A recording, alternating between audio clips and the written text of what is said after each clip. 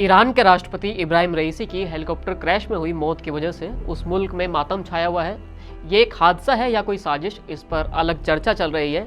लेकिन 19 मई 2024 को हुए इस हादसे में राष्ट्रपति रईसी के अलावा कुछ अन्य लोग भी मारे गए थे, जिसमें ईरान के विदेश मंत्री हुसैन अमीर भी थे, एक डिप्लोमेट जो बाद में जाकर सरकार में मंत्री बना, जो किसी भी देश से आंख में आंख डालकर बात कर सकता था, फिर चाहे वो अमेरिका ही क्यों ना हो।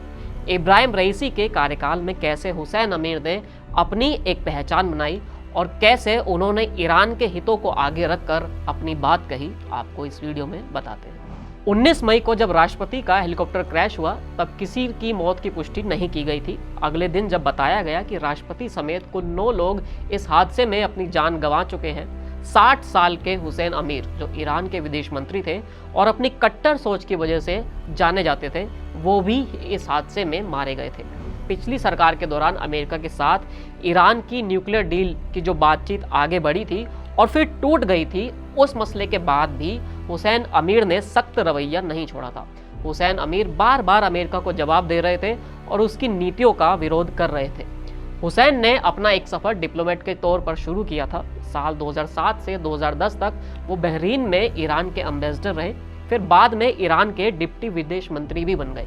1964 में पैदा हुए हुसैन अमीर ने अरबी भाषा सीखी थी। इस भाषा ने उनकी काफ़ी मदद की, क्योंकि पहले बतौर अफसर और फिर बतौर मंत्री उन्होंने मिडिल ईस्ट में काफ़ी काम किया। यहाँ तक कि ईरान और सऊदी अरब की जो कड़वाहट थी उसे भुलाकर उन्होंने बंद हो चुके रास्तों को फिर से खोल भी दिया। 2021 में जब ईरान में रईसी का शासन आया, तब हुसैन अमीर ने एक नई पहचान बनानी शुरू की।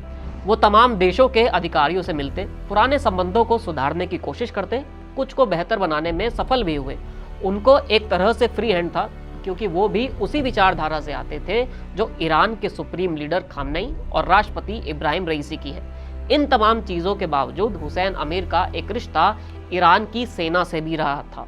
जिस सुलेमानी को अमेरिका ने ड्रोन अटैक में मार गिराया था, कभी हुसैन अमीर ने उनकी तारीफ भी की थी।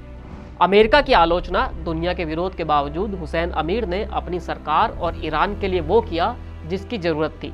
आसपास के देशों के साथ जो छोटे या पुराने विवाद थे, उन्हें निपटाने के लिए कई फैसले भी किए। जब इजराइल और हमास के बीच लड़ाई चल रही थी, तब वो हमास के लीडर से भी मिले थे। यही वजह रही कि ईरान और इजराइल की कड़वाहट और भी बढ़ गई थी। किसी सरकार के लिए ऐसा मंत्री या अफसर भी काफ़ी अहम होता है, जो हर तबके से बात कर सकता है और हर उस तरीके को जानता है जो उसके देश के लिए हितकारी हो सकता है। यही वजह है कि राष्ट्रपति इब्राहिम रईसी की मौत के साथ साथ विदेश मंत्री हुसैन अमीर की मौत को भी ईरान के लिए एक बड़ी क्षति माना जा रहा है। इन तमाम मसलों के अलावा हुसैन अमीर भारत के भी खास रहे। उनके विदेश मंत्री रहते ही भारत को चाबहार पोर्ट को मैनेज करने का जिम्मा मिला था, जिसको लेकर अमेरिका खफा भी हुआ था। इसके अलावा भी कुछ मसले ऐसे रहे थे जिन पर खुले तौर पर हुसैन अमीर ने भारत का समर्थन किया था।